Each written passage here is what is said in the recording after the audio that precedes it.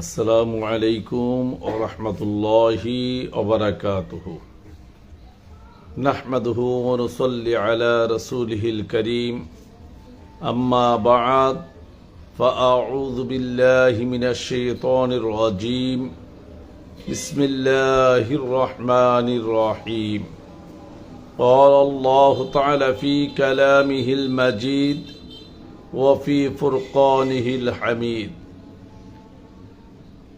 أطيعوا الله وأطيعوا الرسول وأولي الأمر منكم صدق الله المولانا العظيم দেশ এবং প্রবাসের প্রিয় নবী প্রেমিক ইমানদার মুসলমান ভাই ও বোনেরা, যারা আজকের এই লাইভের মাধ্যমে আমার সাথে সংযুক্ত হচ্ছেন, আমাকে দেখছেন, তাদের সবাইকে আমি আন্তরিক মোবারকবাদ জানাচ্ছি। দীর্ঘদিন পরে আমি আজকে আমার এই ফেসবুক আইডি থেকে লাইভে আসলাম। অনেক ব্যস্ততার মধ্যে থাকা সত্ত্বেও বিশেষ কারণে আজকের এই লাইভের মাধ্যমে আমার আসা। অনুগ্রহপূর্বক আপনারা এই লাইভ ভিডিওটি বেশি বেশি করে শেয়ার করবেন।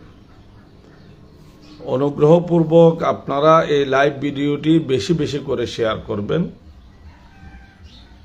আমাদের আজকের যে আলোচ্য বিষয় সেটা হলো আহলে সুন্নাত ওয়াল জামায়াতের কেন্দ্রীয় সাংগঠনিক সম্পাদক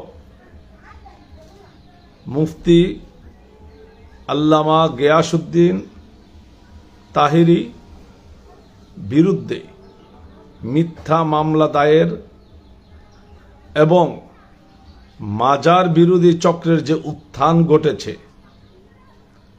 সে বিষয়ে আমাদের করণীয়। আমি খুব স্বল্প সময়ের ভিতরে এই কথাগুলো শেষ করার চেষ্টা করব। এটা স্বাধীন দেশ।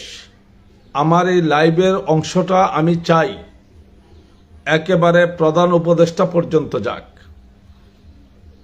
এটা একটা স্বাধীন সার্বভৌম বাংলাদেশ। এই দেশে সকল নাগরিক